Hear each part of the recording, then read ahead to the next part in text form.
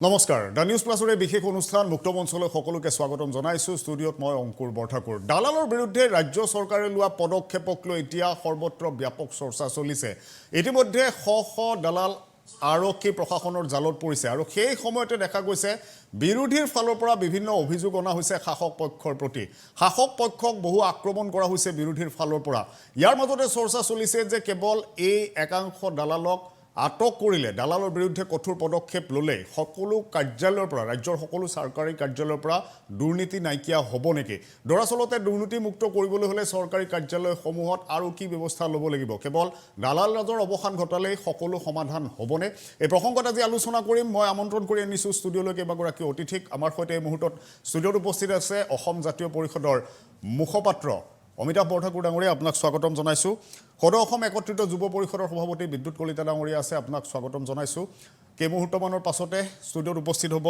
কংগ্ৰেছৰ মুখপাত্ৰ আৰু এই মুহূৰ্তত লাইভত ভাৰতীয় জনতা পাৰ্টিৰ মুখপাত্ৰ ৰঞ্জীৱ কুমাৰ শৰ্মা আমাৰ সৈতে আছে আপোনাক স্বাগতম জনাইছো অনুষ্ঠানটোলৈ মই পোনপ্ৰথমে আজি বিৰোধীৰ ফালৰ পৰা বহু আক্ৰমণ হৈছিল বিৰোধী দলপতি বিধায়ক দেৱব্ৰত শইকীয়াই কি ভাষ্য আগবঢ়াইছিল সেই মন্তব্যটো দেখাই ল'ব বিচাৰিছো মাটিৰ দালালক ধৰক খুব ভাল পাইছোঁ বহু মাটিৰ দালালে শাসকীয় পক্ষৰ লগত গলি কৰি আছে সেইবিলাকক ধৰক কিন্তু মাটিৰ দালালক ধৰাৰ নামত মই যিটো গম পাওঁ বহু ক্ষেত্ৰত তৰণি কিছুমানক ধৰিছে তৰণিবিলাকে এতিয়া যিটো লিখিব লাগে সেইখিনি লিখি পেলাই মানুহক সহায় কৰে আৰু আমি বিধানসভাত বহুবাৰ এই প্ৰশ্ন উত্থাপন হৈছে যে যি মূল্যৰ দলিলৰ নাটনি নাচিকৰ গভৰ্ণমেণ্ট প্ৰেছৰ পৰা আমাৰ দলিল আনিব লাগে 50 টকীয়া দলিল নাপায় কোনোবাই 100 টকীয়া দলিল নাপায় তেতিয়া ব্লেক মাৰ্কেটিং চলি আছে সেই গতিকে কেতবোৰ লোকক দলিল অধিক মূল্যত বিক্ৰী কৰাৰ কাৰণে দিছে কিন্তু যদিহে দলিলবিলাক ৰাজ্যত উপলব্ধ হয় কোনো ব্লেকত কিনিব লগা নহ'ব অধিক দামত কিনিব লগা নহ'ব গতিকে চৰকাৰে যি 500জনক ধৰিছে তাৰ ভিতৰত অলপমান দলিল বেছি মূল্যত বিক্ৰী কৰা মানুহো আছে অলপমান তৰণিও আছে তৰণিটো বেন কৰা নাই সেই গতিকে আচল দালাল অলপ ধৰিছে সংখ্যা দেখাবলৈ বেছি কৰি দিছে আৰু এতিয়াও আচল দালাল আছে আমাৰ বিধানসভাতেই আমাৰ বিধানসভা অধ্যক্ষ মহোদয় আপুনিতো মাটিৰ কাম বহুত ভালকৈ জানে বুলি UDFৰ বিধায়ক ফণী তালুকদাৰক কৈছিলে এতিয়া তেওঁ বিজেপিলৈ গ'ল সেইটো বেলেগ কথা কিন্তু UDFৰ বিধায়কজনক আমাৰ বিধানসভাৰ সন্মানীয় অধ্যক্ষ বিশ্বজিৎ দৈমাৰীয়ে কৈছিলে আপুনিতো মাটি বাৰীৰ কথা বহুত ভালকৈ জানে তাৰমানে কি তেওঁ মাটিৰ উকিল নে মাটিৰ দালাল মই পুনতে ৰঞ্জীৱ কুমাৰ শৰ্মা ডাঙৰীয়া আপোনাৰ ওচৰলৈ আহিব বিচাৰিছো দালালক যেতিয়া আটক কৰা হৈছে ৰাজ্যৰ প্ৰতিটো প্ৰান্ততে মুখ্যমন্ত্ৰীৰ নিৰ্দেশৰ পাছত যেতিয়া অভিযান চলিছে বিৰোধীয়ে কিন্তু AIUDF এৰি বিজেপিলৈ অহা ফণীধৰ তালুকদাৰক টাৰ্গেট কৰি লৈছে বিৰোধীয়ে বাৰে বাৰে ফণী তালুকদাৰক লৈ কৈছে যে ফণী তালুকদাৰ প্ৰকৃততে এজন আগশাৰীৰ দালাল আৰু তেওঁৰ বিৰুদ্ধে কিন্তু শাসক পক্ষই কোনো ব্যৱস্থা নলয় ৰঞ্জীৱ কুমাৰ শৰ্মা হয় আপুনি প্ৰথমতে মই অসম চৰকাৰক ধন্যবাদ দিব খুজিছোঁ অসম চৰকাৰে এটা অভূতপূৰ্ব কাম কৰিছে ডক্টৰ হিমন্ত বিশ্ব শৰ্মাৰ নেতৃত্বাধীন চৰকাৰখনে আজি 5 মাহ সম্পূৰ্ণ হোৱাৰ পিছত যি পদক্ষেপ লৈছে অসমৰ প্ৰশাসন আৰু অসমৰ প্ৰশাসনক সংস্কাৰ কৰি ৰাইজক সকাহ দিবৰ বাবে যে দালাল ৰাজৰ অন্ত পেলাইছে আমি সকলোৱে জানো যে মাটিৰ দালালৰ নামত SDC অফিচবিলাকত ৰেজিষ্ট্ৰাৰৰ অফিচবিলাকত যি ধৰণৰ দুৰ্নীতি হয় দালালবিলাকে যেনেধৰণে মাটিৰ কিনা বেচাত হস্তক্ষেপ কৰে বা মাটিৰ দাম বঢ়াই দিয়ে বহু ক্ষেত্ৰত দাম কমাই দিয়ে প্ৰকৃত মানুহ তাৰ পৰা বঞ্চিত হয় বহু লোকে কষ্ট ভুগিব লগা হয় তাৰ অন্ত পেলাবলৈ চৰকাৰে এটা ঐতিহাসিক পদক্ষেপ গ্ৰহণ কৰিছে এই পদক্ষেপক আমি ভাৰতীয় জনতা পাৰ্টিৰ তৰফৰ পৰা শুভেচ্ছা জনাইছোঁ ইয়াক আন্তৰিক ধন্যবাদ জনাইছোঁ আৰু আপুনি যিটো কথা কৈছে যে ফণী তালুকদাৰ ভাৰতীয় জনতা পাৰ্টিত অংশগ্ৰহণ কৰিছে তেখেতে জইন কৰিছে তেওঁ AIUDFৰ MLA আছিল ভৱানীপুৰৰ পৰা ৰিজাইন কৰি তেওঁ বিজেপিত জইন কৰিছে সেইটো আৰু মিছা কথা নহয় এইটো সঁচা কথা আমি এইটো মিছা বুলি ক'ব নোৱাৰোঁ আৰু ইয়াৰ আগতেই ফণী তালুকদাৰ এবাৰ মাটিৰ কেছত এৰেষ্টো হৈছে সেইটোও সঁচা কথা তেওঁ এৰেষ্টো হৈছে সেইটোও সঁচা কথা কিন্তু আদালতে তেওঁ কিয় পুলিচে তেওঁক কিয় গ্ৰেপ্তাৰ কৰিছিল কিয় জেললৈ পঠাইছিল এইটো আদালতৰ বিচাৰাধীন বিষয় গতিকে আদালতে যি সিদ্ধান্ত দিব সেই সিদ্ধান্ত আমাৰ দলে মানি ল'ব আৰু মই এটা বেলেগ প্ৰসংগ উত্থাপন কৰিব খুজিছোঁ অংকুৰ সেইটো হ'ল যে এই যে আমি যে কৈ থাকোঁ বিভিন্ন ধৰণৰ মাটিক কেন্দ্ৰ কৰি পেলাই বিভিন্ন ধৰণৰ ব্যৱসায় বা বিভিন্ন ধৰণৰ কথা ইয়াত মই এটা উদাহৰণ দিব খুজিছোঁ কংগ্ৰেছ দলৰ মুখপাত্ৰজন আহি পাইছেনে নাই আপোনাৰ ষ্টুডিঅ'ত মই গম নাপাওঁ কিন্তু কংগ্ৰেছ দলৰ যিজন জোঁৱাই ৰবাৰ্ট ভাদ্ৰা তেওঁ এটা ৰাষ্ট্ৰীয় পৰ্যায়ৰ মাটিৰ দালাল হয় তেওঁ যদি আমি মাটিৰ দালাল মানে মাটিৰ দালালৰ সংজ্ঞাটোক যদি চাওঁ, কিন্তু আমি সকলো মানুহ মাটিৰ দালাল নহয়। মই আপোনাৰ ৰবাৰ্ট বাড্ৰাৰ কথাটো এইকাৰণেই আনিছোঁ যে ৰবাৰ্ট বাড্ৰাই যেতিয়া মাটিৰ কাম কৰে বা ৰিয়েল ইষ্টেটৰ কাম কৰে, আমি তেওঁক কি বুলি কওঁ? আমি তেওঁক কওঁ যে ৰিয়েল ইষ্টেট এণ্টাৰপ্ৰেনৰ। কিন্তু আজি ফণী তালুকদাৰক আপোনালোকে মাটিৰ দালাল বুলি কৈছে।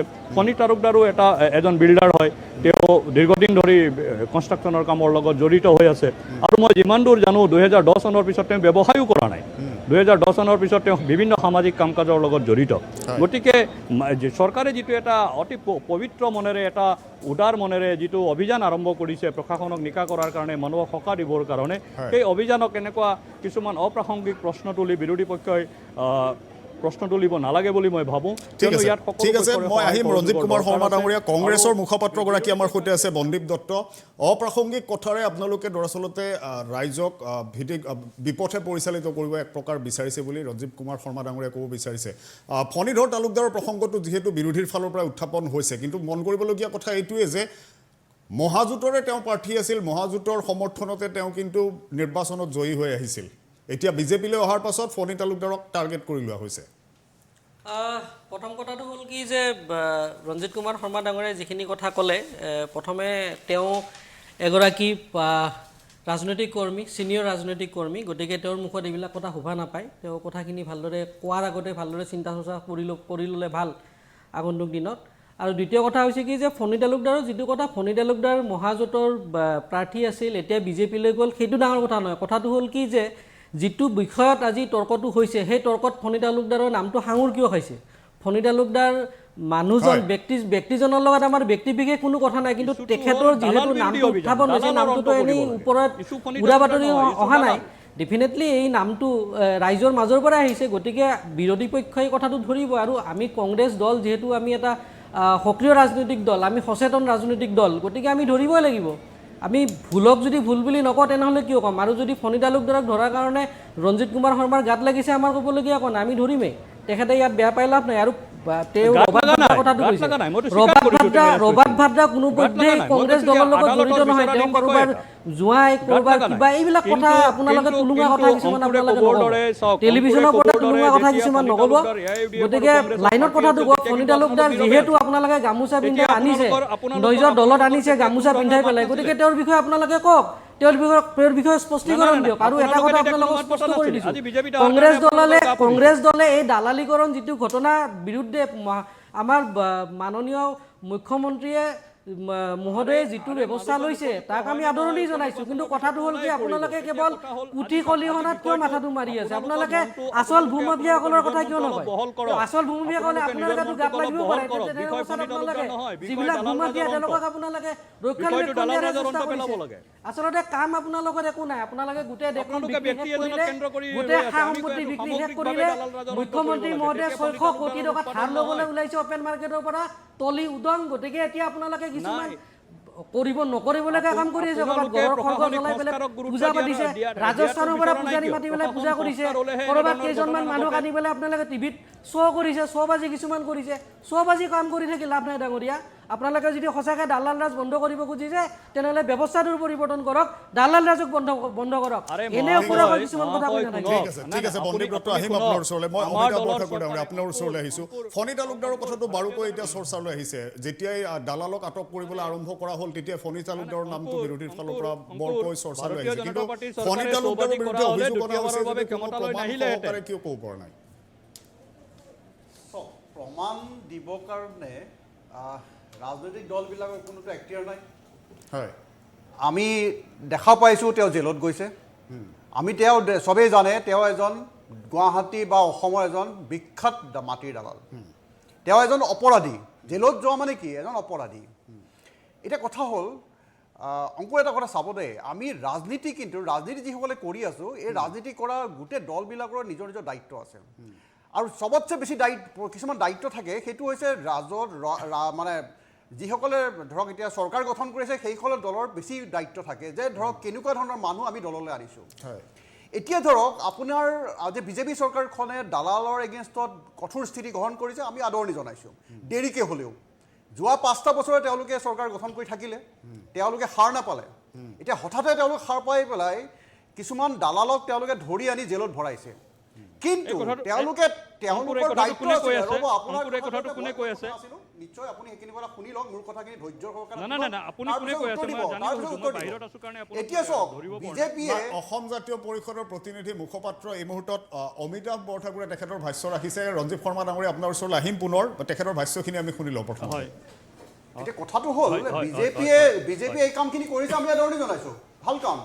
কি কাৰণে কৰিছে, হঠাতে তেওঁলোকে সাৰ পাই এইখিনি কাম কৰিছে, আমি আদৰণি জনাইছোঁ। কিন্তু তেওঁলোকে এটা উদাহৰণ প্ৰস্তুত ৰাখিব লাগিছিল ৰাইজৰ মাজত, যে তেনেকুৱা এজন বিখ্যাত দালালক তেওঁলোকে মুখ্যমন্ত্ৰীয়ে খুদ গামোচা পিন্ধোৱাটো, আৰু আপুনি সমাজত কি বাৰ্তা আপুনি প্ৰেৰণ কৰিব কওকচোন।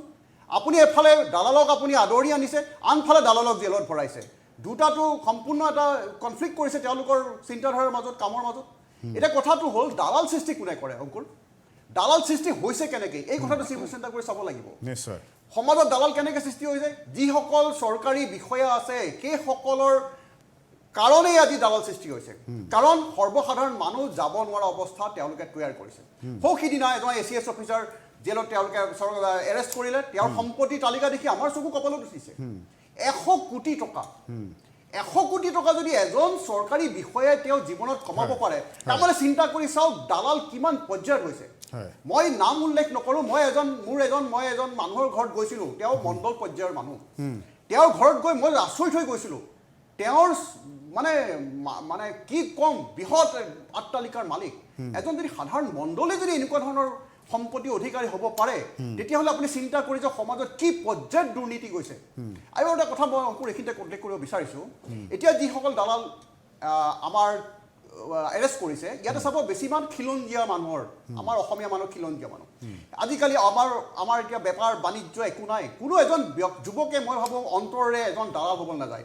দালাল নামটো তেওঁ গাত লগাব নিবিচাৰে, কৰিব কি কওক, দুপইচাৰ কাৰণে তেওঁলোকে যায়, সেই দুপইচাৰ লালসাত তেওঁলোকে দালালগিৰি কৰি আছে। কিন্তু কথা হ'ল, তাৰ পিছত আছে কোন? তাৰ পিছত আছে এছাম বনিয়া গোষ্ঠীৰ বৃহৎ সম্পত্তি অধিকাৰ, টকাৰ অধিকাৰী থকা বৃহৎ বনিয়া গোষ্ঠী। এই বনিয়া গোষ্ঠীসকলে তেওঁলোক ৰাজনৈতিকভাৱে ক্ষমতাশালী হয়, ৰাজনৈতিক নেতা তেওঁলোকৰ পিছত থাকে, আৰু সেই শক্তিশালী হৈ তেওঁলোকে এই ল'ৰাবিলাকক, সাধাৰণ ল'ৰাবিলাকক, অসমীয়া ল'ৰাবিলাকক তেওঁলোকে ব্যৱহাৰ কৰে, আৰু ব্যৱহাৰ কৰি আমাৰ খিলঞ্জীয়া মানুহৰ, অতি সহজ সৰল খিলঞ্জীয়া মানুহৰ মাটিবিলাক তেওঁলোকে কম দামত কিনি হাজাৰ হাজাৰ বিঘাৰ মাটিৰ মালিক হয়। ইয়াৰ দ্বাৰা অকল এটাই যে লোকচান হৈছে এইটো কথা নহয়, ইয়াৰ দ্বাৰা আজি অসমীয়া জাতি বিপদত পৰিছে। অংকুৰ এটা কথা চাব, আজি যদি আপাৰ আছামত যদি আপুনি চিন্তা কৰি যদি ছাৰ্ভে কৰা যায়, 70% মাটি হয়তো বনিয়া গোষ্ঠীৰ হাতত আছে। কিমান ভয়ংকৰ দিশলৈ আমাৰ অসমীয়া সমাজখন গতি কৰিছে, এইবোৰ চিন্তা কৰি চাব লাগিব। এতিয়া কথাটো হ'ল, দুই এজন সৰু সৰু দালালক ধৰিলে সমস্যা সমাধান হৈ নাযায়। সম্পূৰ্ণভাৱে এইটো বস্তু তদন্ত হ'ব লাগিব। প্ৰতিজন চৰকাৰী বিষয়া সম্পত্তিৰ তালিকা প্ৰস্তুত কৰক। তেওঁ যদি তালিকা প্ৰস্তুত কৰি তেওঁলোকে যদি দোষী সাব্যস্ত হয়, কঠোৰছে কঠোৰ শাস্তি দিয়ক ফাৰ্ষ্ট ট্ৰেকত।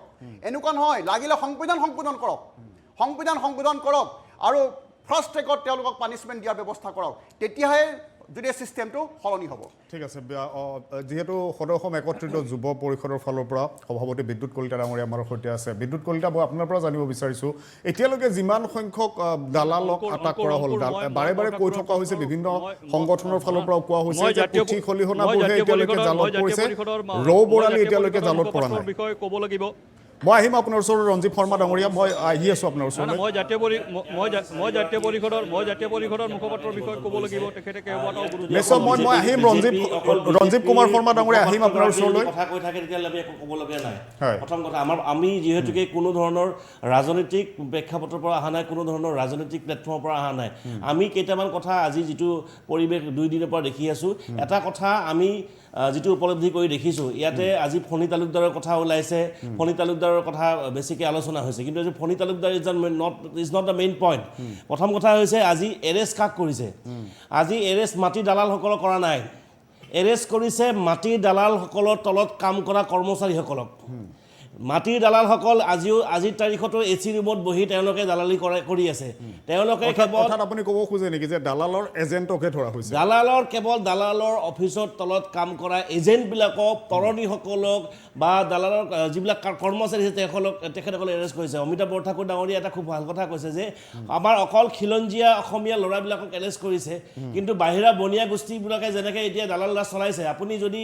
মই যদি ক'ব বিচাৰোঁ যে আমাৰ গুৱাহাটীত গুৱাহাটীত বহুত ডাঙৰ ডাঙৰ বনিয়া গোষ্ঠীৰ মানুহ আছে বিৰু চৌধুৰী বিৰু চৌধুৰী মই বিৰু চৌধুৰীৰ নামটো বিৰুদা বুলি সকলোৱে জানে বিৰুদা আমাৰ CM ছাৰৰ লগত কেনেধৰণৰ সম্পৰ্ক সেইটো সকলোৱে জানে বিভিন্ন সময়ত তেখেত দেখা পায় বিৰু চৌধুৰীয়ে আজি গুৱাহাটীত কোনটো জেগাত মাতি নাই তেখেত কিন্তু আজি কিন্তু তেখেতৰ তলত কাম কৰা কৰ্মচাৰীজন এৰেষ্ট হৈছে কিন্তু বিৰু চৌধুৰী AC ৰুমত বহি আছে মহেন্দ্ৰ মিত্তল বচন মিত্তল যি মই এদিন এটা টক শ্ব'ত কৈছিলোঁ যে গোটেই আজি আমাৰ পামহি যিটো এৰিয়া যিটো আমাৰ দীপৰ বিলৰ এৰিয়া যিমান মাটি আছে কোনে মাটিবোৰ কেনেকৈ চৰকাৰী মাটিবোৰ মহেন্দ্ৰ মিত্তল বচন মিত্তলে নাম কৰিলে মহেন্দ্ৰ মিত্তল বচন মিত্তলৰ ভতিজা কোন অশোক সিংঘাল ভতিজা গতিকে অশোক সিংঘাল ডাঙৰীয়া যদি বেকত থাকে মহেন্দ্ৰ মিত্তলহঁতে আজিৰ তাৰিখত কিন্তু AC ৰুমতে বহি আছে কিন্তু মহেন্দ্ৰ মিত্তলৰ হয় যিসকল কৰ্মচাৰীয়ে DC অফিচত গৈছে বা DC অফিচত গৈছে চাৰ্কেল অফিচত গৈছে তেওঁলোকক আচলতে এৰেষ্ট কৰা হৈছে মহেন্দ্ৰ মিত্তলক হওক বা এনেধৰণৰ বনিয়া গোষ্ঠীক এৰেষ্ট কৰিবৰ কাৰণে ভাৰতীয় জনতা পাৰ্টি নেতৃত্বাধীন চৰকাৰখনৰ হিমন্ত বিশ্ব ডাঙৰীয়াৰ প্ৰশাসনৰ সৎসাহস আছে নাই নোৱাৰে তেওঁলোকে ভয় কৰে তেওঁলোকে এৰেষ্ট কৰিবৰ কাৰণে মহেন্দ্ৰ মিত্তলৰ কথা ক'লোঁ আৰু এই অমিতাভ বৰঠাকুৰে ডাঙৰীয়াই যিটো কথা কৈছে যে আজি তাৰিখত চৰকাৰী বিষয়াসকলৰ কিমান সম্পত্তিৰ তালিকা আপুনি যদি DC অফিচত যায় DC অফিচৰ পিয়নৰ পৰা DC লৈকে সম্পত্তি তালিকা বিচাৰক আপুনি আমি যদি RTI কৰিবলৈ যাওঁ আমাৰ তাত ফোন কৰি ধমকি দি ক'ব যে ভাৰতীয় জনতা পাৰ্টি অফিচৰ পৰা কৈছোঁ আজি দুদিন আগতে মই WPT এটা আমি RTI কৰিছিলোঁ RTI কৰাৰ লগে লগে বিজেপি অফিচৰ পৰা ধমকি দি কৈছে আপোনালোকে কিয় RTI কৰিব আপুনি যদি আজি কামৰূপ ডিষ্ট্ৰিক্টৰ যদি প্ৰাক্তন ADC মুনীন্দ্ৰ নাথে মই নাম ধৰি কৈছোঁ মই ভয় নকৰোঁ ক'বলৈ মুনীন্দ্ৰ নাথে আপুনি যদি চাই DC অফিচৰ বেক চাইডে যিমান মাটি আছে চব মুনীন্দ্ৰ নাথে ঘনীয়েকৰ নামত আছে সেইবোৰ আচলতে তদন্ত কৰিব নাই মুনীন্দ্ৰ নাথে কাৰ লগত পঢ়া আছিলে কলেজত কাৰ লগত পঢ়িছিলে সেইবোৰ অসমবাসীয়ে নজনা নহয় গতিকে সেইবোৰ তদন্ত কৰিছে নাই এইবোৰ অকল কেৱল দালালৰ এজেণ্টবিলাকক ধৰি দালাল সজাই লাভ নাই গতিকে যদি সাহস আছে চৰকাৰৰ যদি সৎসাহস আছে হিমন্ত বিশ্ব শৰ্মা ডাঙৰীৰ সৎসাহস আছে আমি তেখেতৰ যি পদক্ষেপ লৈছে সেইটো আদৰণি জনাইছোঁ আজি দালাল দাস অকল মাটিতে আছে বুলি ভাবিছে নেকি দালাল Das is starting from temple মন্দিৰৰ পৰা মাটিৰ পৰা হস্পিটাললৈকে সকলোতে দালাল আছে আপুনি যদি আজি মন্দিৰত যায় কামাখ্যা মন্দিৰত যায় কামাখ্যা মন্দিৰত 500 টকাৰ কাৰণে এক্সট্ৰা লাইন 1000 টকাৰ কাৰণে এক্সট্ৰা লাইন সেইটো দালাল ৰাজ নহয় নেকি সেইবোৰ উৎখাত কৰিব নাই কোৰ্টত কিমান দালাল ৰাজ চলিছে 50 টকীয়া দলিল এখন যদি মই কিনিবলৈ যাওঁ 200 টকা দিব লাগে সেইবোৰ গোটেইবোৰ তদন্ত কৰিব লাগে আৰু এটা কথা খুব স্পষ্টকৈ কৈছোঁ আমাক কিন্তু নায়ক চিনেমাৰ অনিল কাপুৰ দৰকাৰ নাই অনিল কাপুৰ নায়ক চিনেমাৰ দৰকাৰ নাই অকল দুদিনমানৰ কাৰণে চবক দেখাই দৰকাৰ নাই দুদিনমান আগতে চমক দেখালে যে ড্ৰাগছৰ বিৰুদ্ধে যিটো অভিযান চলালে আজি ড্ৰাগছৰ কিমানটা কেছ ধৰিছে চৰকাৰে সেইটো ফাদিল কৰে আজি ড্ৰাগছৰ কিমানটা কেছ আজিৰ দিনটোত কিমান ধৰিছে কিমানটা গৰু ব্যৱসায়ী কিমান ধৰিলে বন্ধ হ'ল সেইটো কথা এতিয়া দালাল ধৰিছে 75,977 crore rupees ধাৰ আছে সেইবোৰ মেইনটেইন কৰিবৰ কাৰণে এইবিলাক নাটক কৰিছে নেকি যে সেইবোৰ ঢাকিবৰ কাৰণে এইবিলাক নাটক কৰিছে নেকি যে মাজুলী যি ঘটনা ঘটি গ'ল সেইটো পাহৰিবৰ কাৰণে এইবোৰ আৰম্ভ কৰিছে নেকি গতিকে আমাক আচলতে অনিল কাপুৰ দৰকাৰ নাই আমাক নায়ক চিনেমা অনিল কাপুৰ দৰকাৰ নাই চবক দিব দৰকাৰ নাই যদি কাম কৰিছে লাগি থাকক এইটো বস্তুৰ ভিতৰত লাগি থাকিব লাগিব দালাল ৰাজ উৎখাত কৰিবৰ কাৰণে যদি চৰকাৰৰ সাহস আছে এই মই যিবিলাক নাম ক'লোঁ যিবিলাক বনিয়া গোষ্ঠীৰ নাম ক'লোঁ তেওঁলোকক সৎসাহস যদি আছে চৰকাৰে এৰেষ্ট কৰি দেখাওক যদি নোৱাৰে এসপ্তাহ ভিতৰত এৰেষ্ট কৰিবৰ কাৰণে অসমবাসীয়ে জানিব কিন্তু যে ভাৰতীয় জনতা পাৰ্টি চৰকাৰখনে হিমন্ত বিশ্ব শৰ্মা ডাঙৰীয়াই এই বনিয়া গোষ্ঠীক ভয় কৰি চলাই আছে তেখেতসকলে আচলতে এই ৰাজনীতি কৰি আছে আৰু এটা কথা মই ক'ব লাগিব এটা কথা কৈ দিছোঁ 500টা দালালৰ লিষ্ট আহিলে 700টা দালালৰ লিষ্ট আহিলে ক'ৰ পৰা আহিলে ইমান দিনে কিয় অহা নাছিলে এতিয়া ক'ৰ পৰা আহিলে হঠাৎ ফণী তালুকদাৰ ডাঙৰীয়া জইন কৰাৰ লগে লগে 500 লিষ্ট আহি গ'ল 700 লিষ্ট আহি গ'ল ইমান দিন ক'ত আছিলে এই গোটেই আচলতে কাৰবাৰটো ফণী তালুকদাৰ ডাঙৰীয়াই এখন লিষ্ট তৈয়াৰ কৰি চৰকাৰক দিছে সেই চৰকাৰে সেইমতে এৰেষ্ট কৰিছে যাতে গোটেই ব্যৱসায়টো ফণী তালুকদাৰ হাতত পৰে ঠিক আছে মই ৰঞ্জীৱ কুমাৰ শৰ্মা ডাঙৰীয়া মই আপোনাৰ ওচৰলৈ আহিছোঁ অসম জাতীয় পৰিষদে হওক বা একত্ৰিত যুৱ পৰিষদৰ ফালৰ পৰাই হওক শাসক পক্ষৰ ওপৰত বহু অভিযোগ অনা হৈছে যে বহু এনে নাম আছে যিবোৰ নামক ৰেহাই দিয়া হৈছে দৰাচলতে দালাল মুক্ত অসমৰ কথা কৈ দালালক লৈ চৰকাৰে পক্ষপাতিত্ব কৰাৰ এটা অভিযোগ আনিছে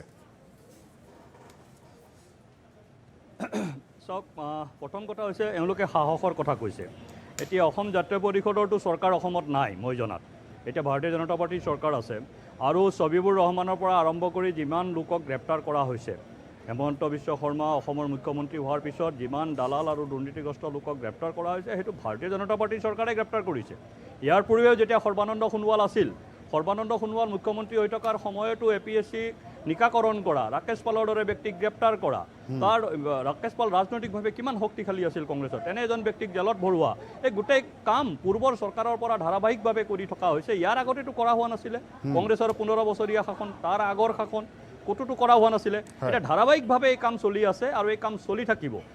আচল কথা কি বৰঠাকুৰ আপুনি জানেনে, যেতিয়া গছত যিটো গছত মানুহে সেই গছলৈ ভাৰতীয় জনতা পাৰ্টিৰ চৰকাৰে কাম কৰি আছে, আজি ভাৰতীয় জনতা পাৰ্টিৰ চৰকাৰে কাম কৰি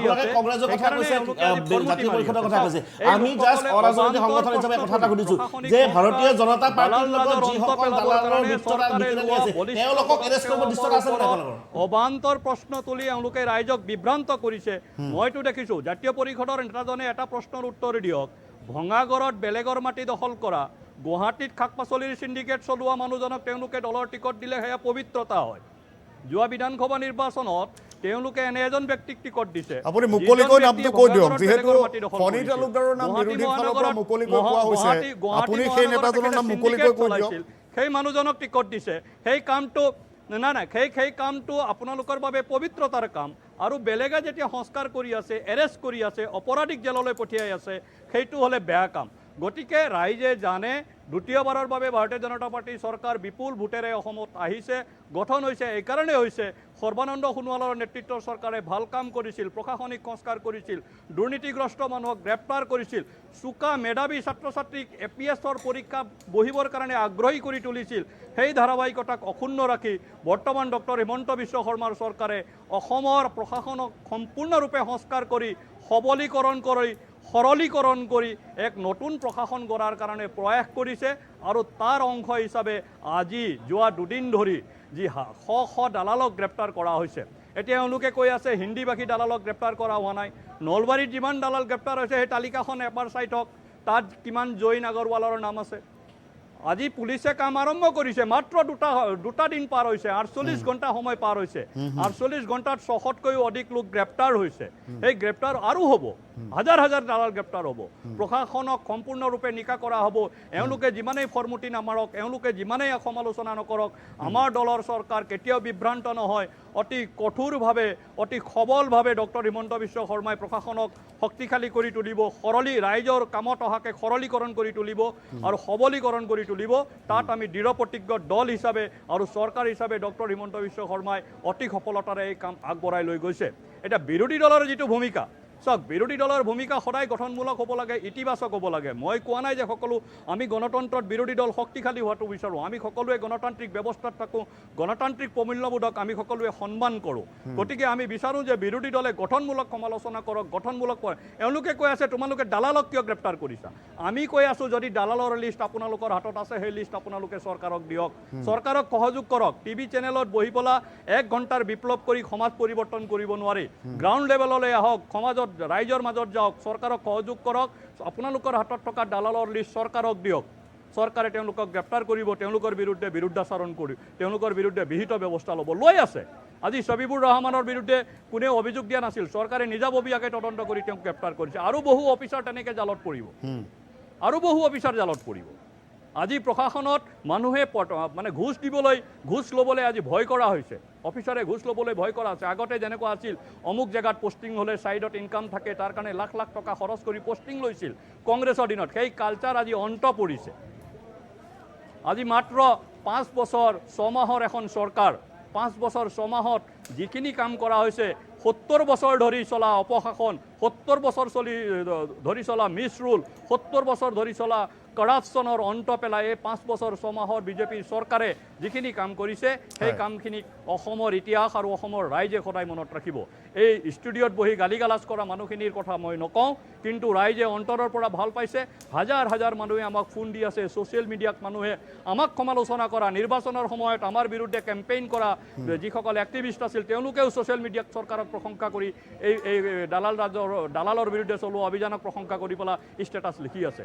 গতিকে মই ভাবোঁ ভাবোঁ বিৰোধী দলসমূহে এই ক্ষেত্ৰত সহযোগ কৰক তেওঁলোকৰ হাতত যদি লিষ্ট আছে সেই লিষ্ট চৰকাৰক দিয়ক সেইমতে চৰকাৰে বিহিত ব্যৱস্থা ল'ব বৰ্তমান ঠিক আছে মই এই মুহূৰ্তত বন্দীপ দত্ত মই আপোনাৰ ওচৰলৈ আহিছোঁ দেখা গৈছিল আপোনালোকৰ নেতা সাংসদ গৌৰৱ গগৈ এটা মন্তব্য কৰিছিল কালি এটা মন্তব্য কৰিছিল তেওঁ কৈছিল যে আচল দালালবোৰ আচলতে ডাঙৰ ডাঙৰ দালালবোৰ বিজেপিত আছে শেহতীয়াকৈ দেখিবলৈ পাইছোঁ যে চৰকাৰৰ এনে কিছু সংস্কাৰমুখী কাম কাজৰ পাছত বিৰোধীৰ ইছ্যু নোহোৱা হোৱাৰ বাবে এই ধৰণে চৰকাৰক আক্ৰমণ কৰিবলৈ লোৱা হৈছে নেকি নহয় কথাটো ঠিক তেনেকুৱা নহয় চাওক বিৰোধীৰ প্ৰথম ভূমিকানো কি বিৰোধীৰ প্ৰথম ভূমিকা হ'ল যে চৰকাৰৰ যিসমূহ ভুল নীতি এই নীতিসমূহ আঙুলিয়াই দিয়া তেখেতে বৰ্তমান আমাৰ বিজেপি দলৰ যিগৰাকী মাননীয় মুখপাত্ৰ আছে তেখেতে যিটো কথা কৈছে যে মানে বিজেপি দলক আমি লিষ্ট এখন দিব লাগে কংগ্ৰেছ দলে দিব লাগে বা আমি যি দালাল ৰাজৰ বিৰুদ্ধে চৰকাৰে যি ষ্টেপ লৈছে তাক আমি মানে সমালোচনা কৰিছোঁ তেনেকুৱা কোনো কথা নাই তেনেকুৱা কোনো আপত্তি নাই প্ৰথমে আপুনি কথাটো ক্লিয়াৰ কৰি লওক যে মাননীয় মুখ্যমন্ত্ৰী মহোদয়ে দালাল ৰাজক বন্ধ কৰাৰ বাবে যি পদক্ষেপ হাতত লৈছে বা আৰু ভালকৈ লওক তাক আমি আদৰণি জনাইছোঁ কিন্তু কথাটো একপক্ষীয় নকৰিব অলপ আগতে মোৰ লগতে থকা মাননীয় ব্যক্তিগৰাকীয়ে তেখেতে যিখিনি তথ্য তেখেতে দাঙি ধৰিলে এইবিলাকৰ ওপৰত কিন্তু আপোনালোকৰ কোনো উত্তৰ নাই চাওক আপোনালোকে কৈছে যে আমি লিষ্টখন দিব লাগে কিন্তু বৃহৎ মাটিৰ কেলেংকাৰী কৰা দালালবোৰ কুটুম হৈ বহি আছে আৰু এটা কথা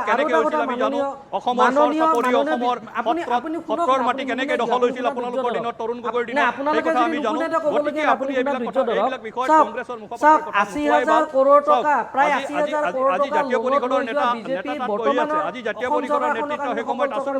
নকওঁ সিদিনা এখন দলঙৰ বাবে ইমান মানুহ মৰি গ'ল তাৰ বাবে আপোনালোকে দুবাৰকৈ আধাৰশিলা স্থাপন কৰি আপোনালোকে কাম কৰিব দলংখন বনাই দিব নোৱাৰিলে তেনেকুৱা এখন চৰকাৰক আমি সফল চৰকাৰ আমি নকওঁ আপোনালোকৰ চৰকাৰে কেন্দ্ৰীয় চৰকাৰখনে ৬ লাখ কোটি টকাৰ গোটেই ৰাষ্ট্ৰীয় সম্পত্তিবিলাক বিক্ৰী কৰিবলৈ ওলাইছে আপোনালোকৰ লাজ লাগিব লাগে যে ৭০ বছৰত কংগ্ৰেছ চৰকাৰে কি কৰিছে বুলি কয় এই ৭০ বছৰৰ চৰকাৰখনত পণ্ডিত নেহৰুৰ নিচিনা মানুহে ইমান ডাঙৰ অনুষ্ঠানবিলাক গঠিত কৰিব কাৰণে আপুনি এটা কথা নাজানে যে নৰেন্দ্ৰ মোদী ডাঙৰীয়া প্ৰথম প্ৰধানমন্ত্ৰী ভাৰতবৰ্ষৰ যাৰ দিনত যাৰ শাসন কালত এটাও ৰাজহুৱা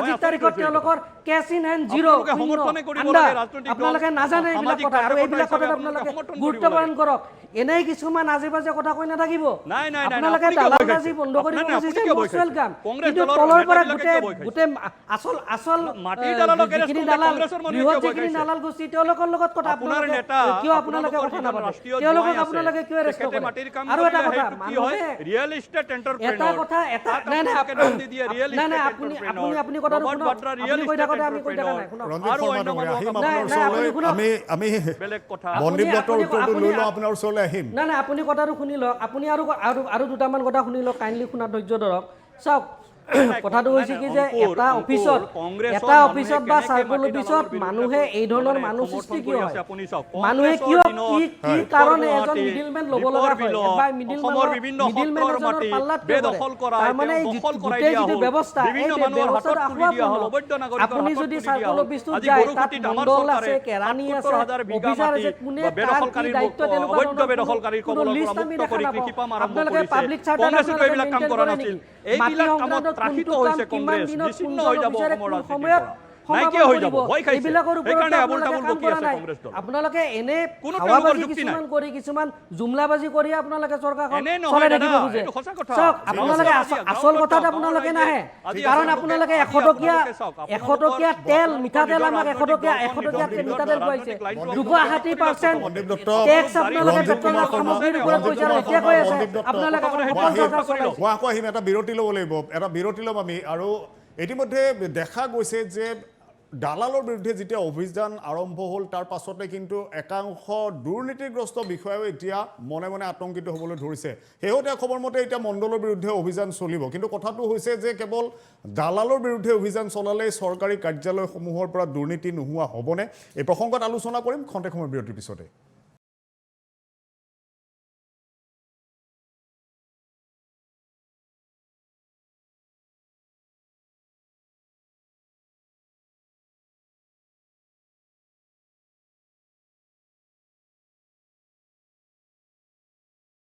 স্বাগতম জনাইছোঁ আমাৰ এই বিশেষ অনুষ্ঠান মুক্ত মঞ্চলৈ। আজি আমি আলোচনা কৰি আছোঁ চৰকাৰে দালালৰ বিৰুদ্ধে চলোৱা শেহতীয়া অভিযান প্ৰসংগত।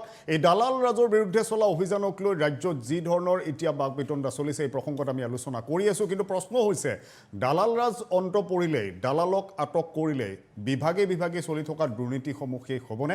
এই প্ৰসংগত এতিয়া আমি আলোচনা কৰিম।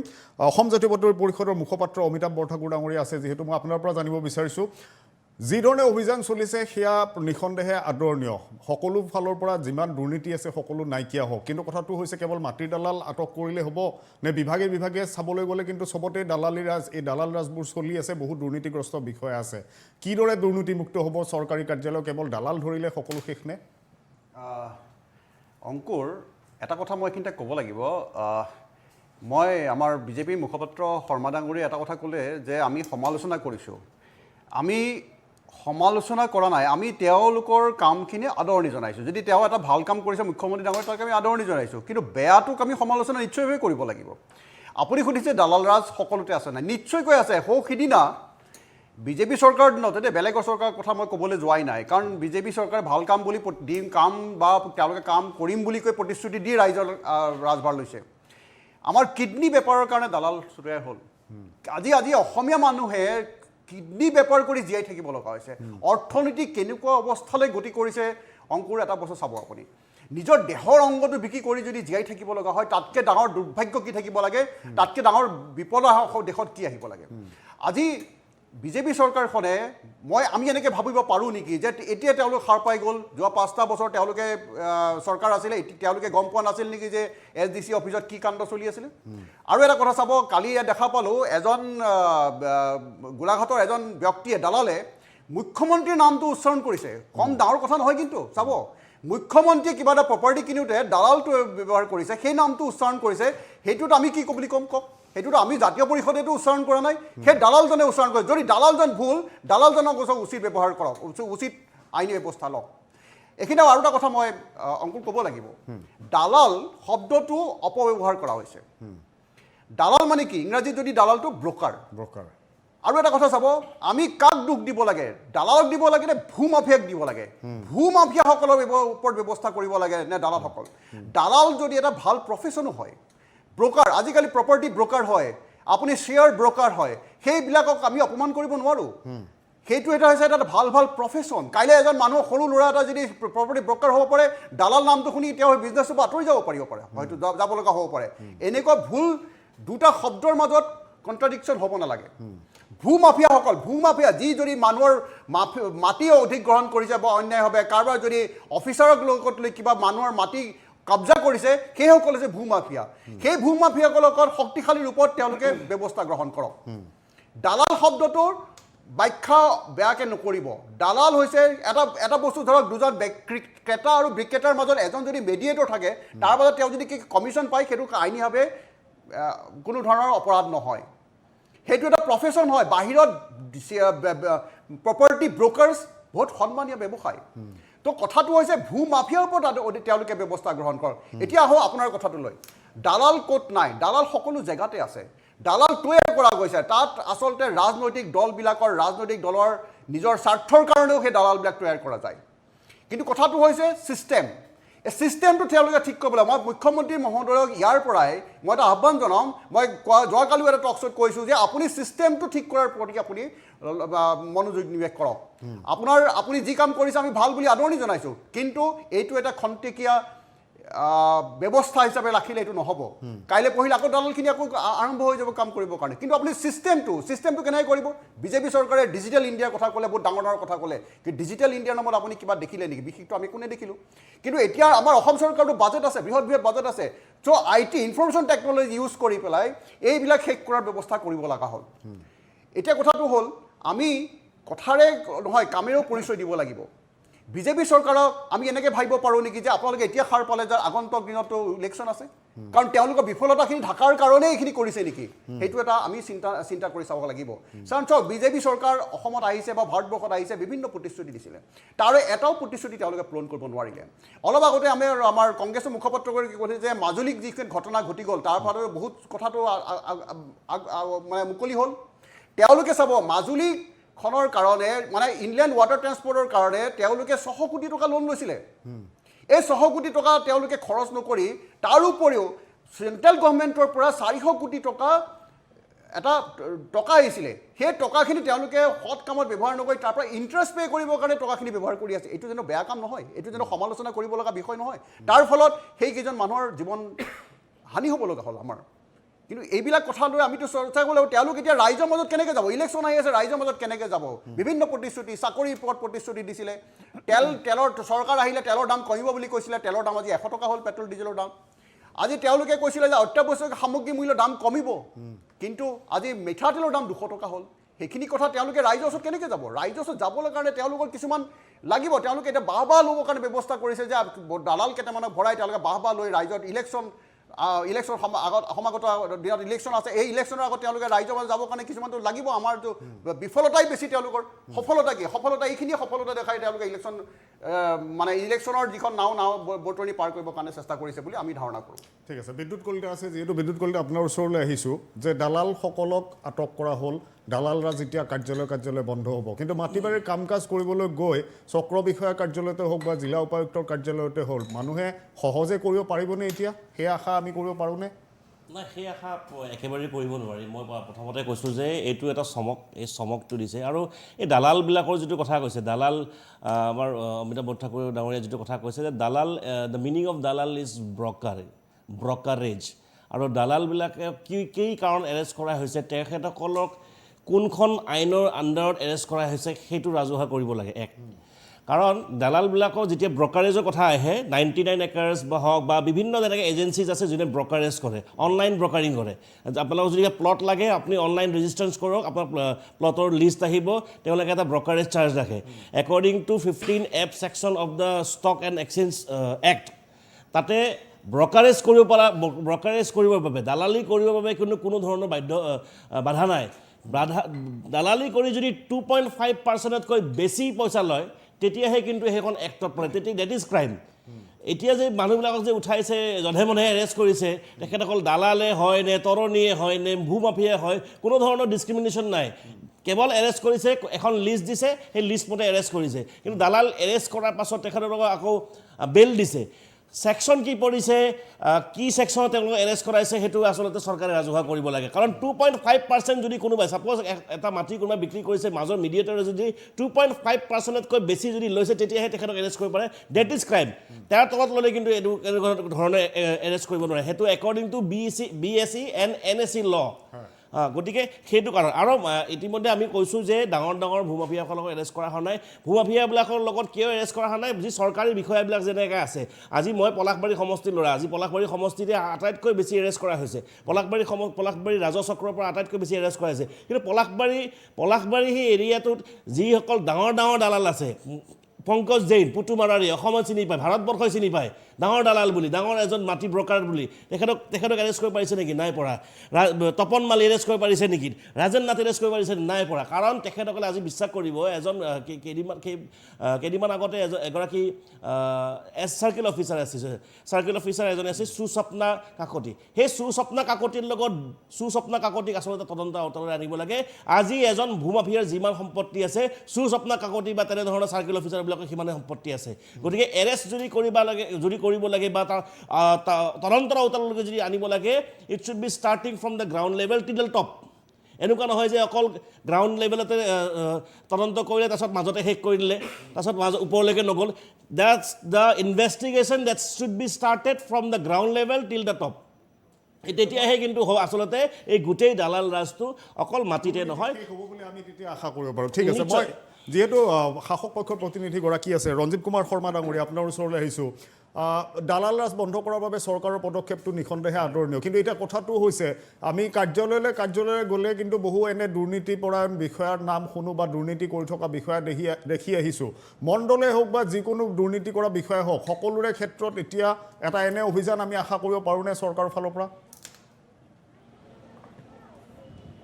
নাই মই প্ৰথমতে তাত যি দুগৰাকী বক্তাই মানে এডৰ পিছত তেওঁলোকৰ কথা ৰাখিলে তেওঁলোকক ধন্যবাদ দিব খুজিছোঁ কিয়নো তেওঁলোকে যিখিনি কথা ক'লে সেই কথাখিনিত তেওঁলোকে আমাৰ গোটেই পদক্ষেপক সমৰ্থন কৰিছে খালি তেওঁলোকৰ দুখটো হ'ল যে চৰকাৰে মানে আৰু বেছি কৰিব লাগিছিল মানে এটা কথা স্পষ্ট যে বিৰোধীত থাকিলে বিৰোধিতা কৰিলে মানুহে ভাল পায় সেইটো নহয় কেতিয়াবা কি হয় চৰকাৰৰ কাম কাজক মুকলিভাৱে অন্তৰৰ পৰা সমৰ্থন কৰিলেও মানুহে ভাল পায় এটা কথা উদাহৰণ এটা দিওঁ যেতিয়া ইন্দিৰা গান্ধীয়ে পাকিস্তানৰ বিৰুদ্ধে যুদ্ধ কৰি বাংলাদেশক পৃথক কৰিছিল তেতিয়া অটল বিহাৰী বাজপেয়ীয়ে দিল্লীৰ ৰাজপথত ষ্ট্ৰীট মিটিং পাতি পেলাই ঘোষণা কৰিছিল দেশ মে একই শ্বেৰ উস্কা নাম ইন্দিৰা হে সেই কথাটোত বাজপেয়ী সৰু হৈ যোৱা নাছিলে বাজপেয়ী ওপৰলৈ উঠি গৈছিল বাজপেয়ীক মানুহে সন্মান কৰিছিল সেইকাৰণে মই কৈছোঁ বিৰোধী আজি যি দুজন বৰঠাকুৰ আৰু কলিতাই যিখিনি কথা ক'লে তেওঁলোকে আওপাকে চৰকাৰৰ পদক্ষেপক সমৰ্থন জনাইছে মই ধন্যবাদ জ্ঞাপন কৰিছোঁ কিন্তু বৰঠাকুৰৰ এটা কথাত মোৰ অলপ আপত্তি আছে তেওঁ দালালক সমৰ্থন কৰাৰ সুৰত কথা কৈছে সেই কথাটো অলপ আপত্তিজনক মই ভাবোঁ যে বৰঠাকুৰে সেই কথাটো সংশোধন কৰি ল'ব এতিয়া কথা হ'ল দালাল বন্ধ হ'লে ডিপাৰ্টমেণ্টবিলাকত দুৰ্নীতি বন্ধ হ'বনে নহয় এই যে যিজন ৰহমান বোলা ADC-জনক এৰেষ্ট কৰা হৈছে ACS অফিচাৰজনক এৰেষ্ট কৰা হৈছে তেখেতে হায়েষ্ট টকা ক'ত ঘটিছিলে তেখেত যেতিয়া মানকাছাৰত আছিল তেখেত যেতিয়া গোৱালপাৰাত আছিল তেখেত যেতিয়া ধুবুৰীত আছিল তাত পঞ্চায়ত আৰু ZPC-য়ে কিছুমান বজাৰ বনাইছিলে সেই বজাৰৰ যিটো দোকানবিলাক এলট কৰাৰ সময়ত তেখেতে দালালৰ জৰিয়তে স্থানীয় দালালৰ জৰিয়তে লাখ লাখ টকা সংগ্ৰহ কৰি তেওঁলোকক দিছিলে এতিয়া সেই দালালবিলাক এৰেষ্ট হৈছে প্ৰথমতে ৰহমান এৰেষ্ট হ'ল তাৰপিছত যোৱা 2-3 দিন ধৰি যিটো ড্ৰাইভ চলি আছে সেই ড্ৰাইভৰ সময়ত সেই দালালবিলাকক এৰেষ্ট কৰা হৈছে তো দালালক এৰেষ্ট কৰিলে ওপৰৰ অফিচাৰলৈ পইচা যোৱাৰ যিটো চেইন সেই চেইনটো অট'মেটিক ভাঙি যাব সেইকাৰণে আপুনি অলপ আগতে যিটো কথা কৈছিলে বহু অফিচাৰৰ বুকু কপি উঠিছে বুকু কপি উঠা নহয় তেওঁলোকৰ টোপনি নোহোৱা হৈছে বহুত অফিচাৰে হস্পিটেলাইজ হৈছে আপুনি হস্পিটেলত খবৰ কৰক মই 4-5 জনৰ খবৰ পাইছোঁ যে তেওঁলোক হস্পিটেলাইজ হৈছে কাৰোবাৰ BP বাঢ়িছে কাৰোবাৰ চুগাৰ বাঢ়িছে যে এই যে যিটো প্ৰক্ৰিয়া এই প্ৰক্ৰিয়াই এই গোটেই ব্যৱস্থাটোক মই ভাবোঁ যে টনকিয়াল কৰিব শক্তিশালী কৰিব এতিয়া কৈ আছে যে আমাৰ অসমখনত মানে বিভিন্ন ধৰণৰ সমস্যা আছে এতিয়া চাওক আমাৰ স্বাধীনোত্তৰ স্বৰাজোত্তৰ ভাৰতবৰ্ষত আমি অসমখনক এটা কনজিউমাৰ ৰাজ্য হিচাপে গঢ়ি তুলিলোঁ আমি কেৱল কিনো উৎপাদন নকৰোঁ আমি চাহপাত উৎপাদন কৰোঁ চাহপাত আমি বিদেশলৈ পঠিয়াওঁ ভাৰতবৰ্ষৰ বিভিন্ন অন্য চব বস্তু চাউল দালি আলু পিঁয়াজ মানে ব্ৰইলাৰ চিকেন কণী মাছ চব বস্তু আমি কিনো গতিকে আমাৰ ৰাজ্যখনত নিবনুৱা সমস্যাই হওক বা অন্যান্য সমস্যাই হওক বিভিন্ন ধৰণৰ সমস্যা যেতিয়া আমি বস্তু কিনো এই ট্ৰেডিঙতে দুৰ্নীতি হৈছে বস্তুৰ মূল্য বৃদ্ধি হৈছে এতিয়া চৰকাৰে কি কৰিছে এই যে ভূমি মাফিয়াবিলাকক যে চৰকাৰে ইয়াৰ এটা ইণ্টাৰলিংক আছে এই যে মাটিৰ যিটো ব্যৱস্থা মাটিৰ ব্যৱস্থাটো সৰলীকৰণ কৰিব খোজা হৈছে এই যে ৭৭,০০০ বিঘা মাটিত কৃষি পাম আৰম্ভ কৰিছে চৰকাৰে তাৰ স্থানীয় যুৱকক সহায় কৰিবৰ কাৰণে ৯ কোটি টকাৰ আবণ্টন দিছে পৰৱৰ্তী সময়ত আৰু অধিক চৰকাৰে তাত বিনিয়োগ কৰিব আবণ্টন দিব গতিকে এই যে সৰলীকৰণ কৰা হৈছে গোটেই মাটিৰ বিতৰণ ব্যৱস্থাটোক সেইকাৰণে দালাল ৰাজৰ অন্ত পেলোৱাইছে অসমখনক যদি আমি কনজিউমাৰ ষ্টেটৰ পৰা এটা উৎপাদনমুখী ষ্টেটলৈ ৰূপান্তৰ কৰিব লাগে তেতিয়াহ'লে কংগ্ৰেছৰ আমোলত অসমক যি কনজিউমাৰ ষ্টেট হিচাপে গঢ়ি তোলা হৈছিল মানে ক্ৰয় কৰা এটা ৰাজ্য হিচাপে গঢ়ি তোলা হৈছিল তাক আমি উৎপাদনমুখী ৰাজ্যলৈ ৰূপান্তৰ কৰিবলৈ হ'লে আমি প্ৰথমতে দালাল ৰাজৰ অন্ত পেলাবই লাগিব মই ভাবোঁ যে চৰকাৰৰ এই কথাত আপোনাৰ ষ্টুডিঅ'ত বহি থকা কোনো এজন পেনেলিষ্ট দ্বিমত নহ'ব ছিষ্টেম ঠিক কৰাৰ কথা কৈছে কোনোবা এজন বক্তাই ছিষ্টেম ঠিক কৰিব লাগে গুৰিৰ পৰা সঁচা কথা গুৰিৰ পৰা ছিষ্টেম শেষ কৰিব লাগে আমি কওঁ যে মাছ মূৰৰ পৰা গেলে নহয় ইয়াৰ মূৰৰ পৰাও গেলিছে নেজৰ পৰাও গেলিছে পেটৰ পৰাও গেলিছে গোটেই প্ৰশাসনক গেলাই দিছিলে কংগ্ৰেছৰ ৭০ বছৰীয়া শাসনে তাক আমি ঠিক কৰিব লাগিব সেইটো ঠিক কৰাৰ কাৰণেইতো মুখ্যমন্ত্ৰীয়ে সামাজিকভাৱে আৰু প্ৰশাসনিকভাৱে ব্যৱস্থা লৈছে ডক্টৰ হেমন্ত বিশ্ব শৰ্মা মুখ্যমন্ত্ৰী হৈ প্ৰথম 5 মাহত কৰা মূল কামকেইটা কি তেওঁ সামাজিকভাৱে গৰিয়া মৰিয়া অসমৰ সংখ্যালঘু সংগঠনৰ নেতৃবৰ্গৰ লগত বুদ্ধিজীৱীৰ লগত বহিলে চাহ জনজাতি সংগঠনৰ নেতৃবৰ্গৰ লগত কংগ্ৰেছৰ জ্যেষ্ঠ নেতা পৱন সিং ঘাটোৱাৰে নিজে আজি কেইদিনমান আগতে এখন বাতৰি কাকতৰ ইণ্টাৰভিউত তেখেতে কৈছে যে মই নিজে চৰকাৰৰ অংশীদাৰ হৈ আছিলোঁ কিন্তু মই নিজে সেই ইনিচিয়েটিভ ল'ব পৰা নাছিলোঁ কিন্তু হেমন্ত বিশ্ব শৰ্মাই লৈছে যিটো কাম আমি 20 বছৰ 25 বছৰ আগতে কৰিব লগা আছিল এইটো সামাজিক সংস্কাৰ আজি প্ৰশাসনিক সংস্কাৰৰ ক্ষেত্ৰত ডক্টৰ হিমন্ত বিশ্ব শৰ্মাই কি কৰিছে তেওঁ OC লেভেলত SDC লেভেলত DC লেভেলত SP লেভেলত চবৰ লগতে ডাইৰেক্ট ইণ্টাৰেক্ট কৰিছে OC-বিলাক আৱেগিক হৈ গৈছে যেতিয়া তেওঁ ইণ্টাৰেক্ট কৰি আছিলে বহুকেইজন OC-ৰ লগত মই কথা পাতিছোঁ তেওঁলোক আৱেগ এজন মুখ্যমন্ত্ৰীয়ে আমাক মাতি নিপেলাই একেলগে বহি একেলগে চাহ জলপান খাই একেলগে ভাত খাই আমাৰ লগত 8 ঘণ্টা 9 ঘণ্টা সময় কথা পাতিছে তেওঁলোক ইমান দিনে তেওঁলোকক ৰাজনৈতিক নেতাই ফোন কৰি ধমকি দিছিল এই অমুক কাম কৰ তইকে মাতিছিল সেই ব্যৱস্থা সেই কালচাৰৰ অন্ত পেলাই মুখ্যমন্ত্ৰীয়ে তেওঁলোকক সন্মান দিছে, তেওঁলোকক গৰিমাক ওপৰলৈ তুলি আনিছে আৰু সেইকাৰণে আজি দালালৰ বিৰুদ্ধে এনে এটা সাহসী অভিযান সমগ্ৰ ৰাজ্যখনত সম্ভৱ হৈ উঠিছে। এই যে তলৰ পৰা কাম কৰি আছে মাত্ৰ 5 মাহ, ইয়াৰ আগতে সৰ্বানন্দ সোণোৱালৰ 5 বছৰৰ চৰকাৰে যিখিনি প্ৰশাসনিক সংস্কাৰ কৰিছিল, দুৰ্নীতি বিৰোধী যিখিনি অভিযান চলাইছিল, সেই অভিযানক সন্মুখত ৰাখি সেই অভিযানৰ আঁৰ ধৰি তাৰ ধাৰাবাহিকতা ৰক্ষা কৰি ডক্টৰ হিমন্ত বিশ্ব শৰ্মাই যি প্ৰক্ৰিয়া আৰম্ভ কৰিছে, মই ভাবোঁ অহা 5 বছৰত অসমৰ প্ৰশাসন আৰু অসমৰ সমাজ জীৱনত যি দালাল আৰু অপসংস্কৃতি আছে তাৰ অন্ত পৰিব আৰু আমি এজন অসমীয়া হিচাপে, আমি এজন ভাৰতীয় হিচাপে সমগ্ৰ ভাৰতবৰ্ষৰ লগতে পৃথিৱীত গৌৰৱেৰে থিয় হ'ব পাৰিম। সেই আশা মই কৰোঁ। তাৰ কাৰণে এই সংস্কাৰ, তাৰ কাৰণে এই ৰঞ্জীৱ কুমাৰ শৰ্মা, মই আহিম আৰু আপোনাৰ ওচৰলৈ। মই বনদীপ দত্ত আপোনাৰ ওচৰলৈ আহিছোঁ। মই আহিম আপোনাৰ ওচৰলৈ। মই বনদীপ দত্তৰ ওচৰলৈ আহিছোঁ, যিহেতু ৰঞ্জীৱ কুমাৰ শৰ্মাই কৈছে যে কংগ্ৰেছৰ শাসনকালত প্ৰশাসন যন্ত্ৰ সম্পূৰ্ণৰূপে গেলাই পেলোৱা হৈছিল আৰু তাক এতিয়া সংস্কাৰমুখী কৰা হৈছে। সংস্কাৰ কৰি এনে এটা পৰ্যায়লৈ নিব বিচৰা হৈছে যাতে সকলোৱে প্ৰশাসন যন্ত্ৰটোক লৈ সকলোৱে গৌৰৱবোধ কৰে। তেনেধৰণৰ এটা মন্তব্য ৰঞ্জীৱ কুমাৰ শৰ্মাৰ মন্তব্যৰ পৰা আমি তেনে এটা অনুমানে কৰিছোঁ। তেওঁলোকে ভাল কৰিবলৈ চেষ্টা কৰিছে আৰু আপোনালোকে সেই পদক্ষেপটোক আক্ৰমণ কৰিছে। প্ৰথমে তেখেতলৈ মই এটা ধন্যবাদ দিছোঁ। তেখেতে যিটো আমাৰ প্ৰাক্তন প্ৰধানমন্ত্ৰী ইন্দিৰা গান্ধী ডাঙৰীয়ানীৰ সেই সময়ৰ পদক্ষেপক যেতিয়া বাজপেয়ী ডাঙৰীয়াই সমৰ্থন কৰি পেলাই এটা ভাল কথা কৈছিলে, তেওঁ সেই কথাটো মনত ৰখাৰ বাবে লগতে তেখেতক যেনেকৈ ইন্দিৰা গান্ধীক প্ৰশংসা কৰিছিল, আপোনালোকৰ নেতা দেৱব্ৰত শইকীয়া, গৌৰৱ গগৈ, ৰিপুণ বৰা আৰু ভূপেন বৰা কওক, তেওঁলোকেও ডক্টৰ হিমন্ত বিশ্ব শৰ্মাক ৰাজপথত না শুনি লওক, মোৰ কথাখিনি শুনি লওক, কথাখিনি শুনি লওক ডাঙৰীয়া। যি কাম আপোনালোকে 15 বছৰত কৰিব নোৱাৰিলে তৰুণ গগৈৰ দিনত, ইতিহাসখন সম্পূৰ্ণকৈ পঢ়ি লওক। 1992 চনত 1992 চনত 1992 সেই সময়ৰ প্ৰধানমন্ত্ৰী পি.ভি. নৰসিংহ ৰাৱে ৰাষ্ট্ৰসংঘত অটল বিহাৰী বাজপেয়ীক বিৰোধী নেতাজনকো তেওঁ ৰিপ্ৰেজেণ্ট কৰিবলৈ পঠিয়াইছিল। গতিকে এই ধৰণৰ কথা আছে। গণতন্ত্ৰ এখন জীয়াই থাকিব লাগিলে বিৰোধী আৰু শাসক এই দুই পক্ষ একেলগে কাম কৰে। আৰু দ্বিতীয় কথাটো হ'ল কি যে বিজেপি দলৰ যিটো মানে ভেটি, এই ভেটিটো এটা মেটেকাৰ নিচিনা। কাৰণ এতিয়া তেওঁলোকৰ মুখ্যমন্ত্ৰীক লৈ পেলাই আপোনালোকে প্ৰশংসা কৰিছে, তেওঁ কংগ্ৰেছৰে এটা প্ৰডাক্ট। গতিকে ধন্যবাদ আপোনালোকে কংগ্ৰেছক দিব। তেওঁ কংগ্ৰেছৰে এটা প্ৰডাক্ট, কেৱল তেওঁৱেই নহয়, আপোনালোকে বিজেপিৰ যিখিনি পুৰণি কৰ্মী, আপোনালোকলৈ কেতিয়াবা মোৰ পুতৌ উপজে, আমাৰ পুতৌ উপজে যে আমি কংগ্ৰেছৰ পৰা ধাৰে নিয়া যিখিনি আমাৰ পৰা মানুহ গুচি গৈছে, মানুহখিনি এতিয়া দবদবাই আপোনালোকৰ লগত কাম কৰি আছে। ইভেন প্ৰাক্তন মুখ্যমন্ত্ৰী সৰ্বানন্দ সোণোৱাল ডাঙৰীয়াক আপোনালোকে এটা জাতীয় শিবিৰৰ পৰা লৈ গৈছিল। আচলতে আপোনালোকৰ তেনেকুৱা কোনো নেতা বা এটা চৰিত্ৰ এটা মানে প্ৰডাক্ট কৰিব পৰা তেনেকুৱা আপোনালোকৰ কোনো ছিষ্টেম নাই। গতিকে কথাটো ধন্যবাদ আপোনালোকে আমাক দিব। আৰু দ্বিতীয় কথাটো হৈছে কি যে আপোনালোকে চাওক, আপোনালোকে 70 বছৰৰ কথা কৈ থাকে।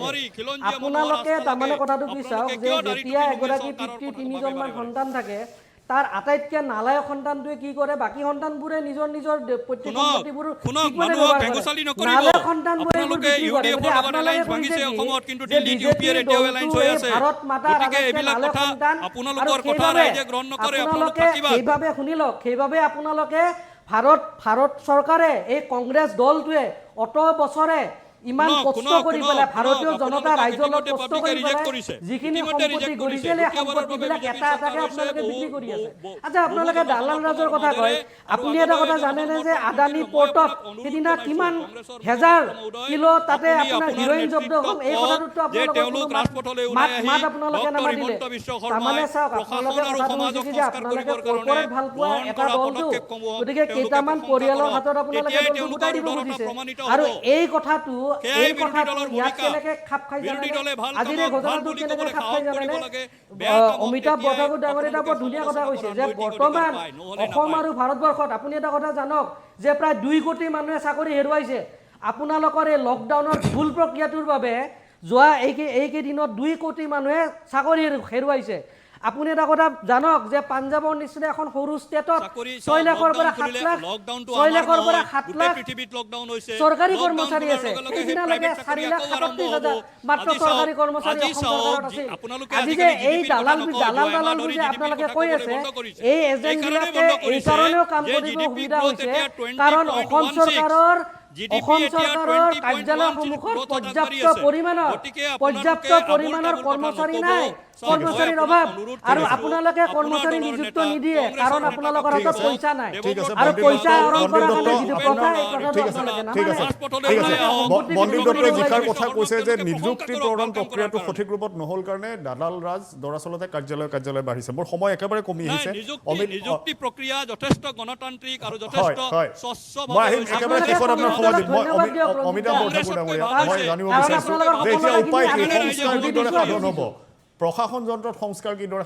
সাধন হ'ব এতিয়া প্ৰশ্নটো সেয়া আহি পৰিছে কাৰণ দালাল ৰাজ বন্ধ হ'ব কিন্তু তাৰ পাছতে প্ৰশাসন সংস্কাৰমুখী হ'ব নে তাত কিন্তু কংগ্ৰেছে পৰামৰ্শক দিয়কচোন অসমৰ প্ৰশাসন আৰু অসমৰ সমাজ ব্যৱস্থা কেনেকৈ ভুল বাৰ্তা গুচি যাব কংগ্ৰেছে ক'লে যে অসম জাতীয় পৰিষদ মোৰ নামটো উচ্চাৰণ কৰি কৈছে যে মই দালালক ইনডাইৰেক্টলি ছাপোৰ্ট কৰিছোঁ এইটো এটা ভুল ব্যাখ্যা তেওঁ দিছে মই শব্দ দুটাৰ মাজত ডিফাৰেঞ্চিয়েট কৰিছোঁ দালাল আৰু ভূমাফিয়া তেওঁলোকে দালালখিনিক তেওঁলোকে এৰেষ্ট কৰিছে আমাৰ ক'ব লগা নাই কিন্তু ভূমাফিয়াখিনি কথা তেওঁলোকে উল্লেখ নকৰে যিখিনি বৃহৎ ভূমাফিয়া আছে তেওঁলোকক সেইখিনি কথা কিয় নাম সেইখিনি অনা অসমীয়াখিনি যিখিনি বহি আছে আজি আৰামত এচি ৰুমত বহি সেইখিনি তেওঁলোকে কিয় নকয় আৰু এটা শুনক সমালোচনা কৰিলে আপুনি বেয়া পায় হয় আমি আজি এটা শিকিব পৰা নাই কিন্তু সেইবুলি যে আপোনালোকক সমালোচনা কৰিম সেইটো কথা নহয় ডাঙৰীয়া এটা কথা শুনাৰ ধৈৰ্য ৰাখক আপোনালোকে কৈছে অৰ্থনৈতিক সংস্কাৰৰ কথা কৈছে ঠিক আছে আমি ভাল পাইছোঁ কিন্তু অফিচাৰে কাৰোবাক এৰেষ্ট কৰিবলৈ চেষ্টা কৰে ৰাজনেতাই সেই মানুহখিনিক খবৰ দিয়ে বিজেপিৰ আমোলক কাৰণে যিবিলাক টেক্স আপোনালোকে যি বৃদ্ধি কৰিছে অধিক হাৰত তেওঁলোকে কেনেকৈ ব্যৱসায় বাণিজ্য কৰিব সেইটো কথা চিন্তা কৰিছেনে আমাৰ খিলঞ্জীয়া থলুৱাসকল আজি 390 টকা 3,900 টকা টেক্স লৈ পেলাই টুৰিষ্ট পাৰ্মিটৰ কাৰণে আজি 25,000 টকা হ'ল 50,000 টকা টেক্স গৈ যে 3 লাখ টকা হ'ল সেইবিলাক কথা আপোনালোকে চিন্তা কৰিছে এই কথা ক'লে আপোনালোকে বেয়া পায় সমালোচনা কৰা বুলি কয় সেইখিনি কথা চিন্তা কৰিব ডাঙৰীয়া সেইটো আজি কেইদিনমান আগতে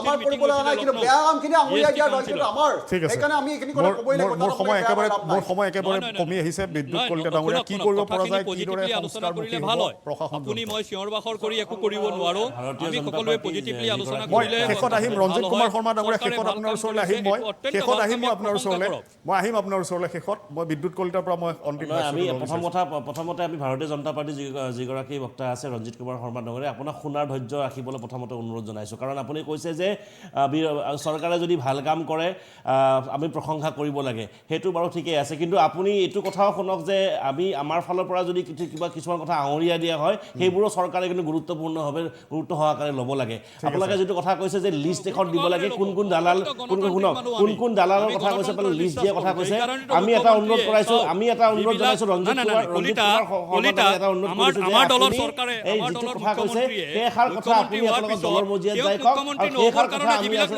তাৰিখত ভাৰতীয় জনতা পাৰ্টী বা অসমৰ যিজন মাননীয় মুখ্যমন্ত্ৰী হিমন্ত বিশ্ব শৰ্মা ডাঙৰীয়াৰ পৰা আমি শুনিব বিচাৰিছোঁ তেখেতে যদি কয় যে বিৰোধী হওক বা দল সংগঠনবিলাকক যদি কয় যে আপোনালোকে আমাক দালালবিলাক দেখাই দিয়ক তথ্য সহকাৰে দিম কিন্তু আপোনালোকে তেওঁলোকক এৰেষ্ট কৰা বা দৃষ্ট নাথাকে সেইটো কথা কিন্তু মাননীয় মুখ্যমন্ত্ৰী কমি আহিছে শেষত ৰঞ্জিত কুমাৰ শৰ্মা ডাঙৰীয়া শেষত আপোনাৰ পৰা মই আপোনাক 1 মিনিট সময় দিছোঁ শেষত মই এয়াই জানিব বিচাৰিছোঁ যে অভিযান দালালৰ বিৰুদ্ধে চলিল চৰকাৰী বিষয়া দুৰ্নীতিগ্ৰস্ত কৰ্মচাৰীৰ বিৰুদ্ধে এনেদৰে তালিকা বনাই অভিযান কেতিয়া আৰম্ভ হ'ব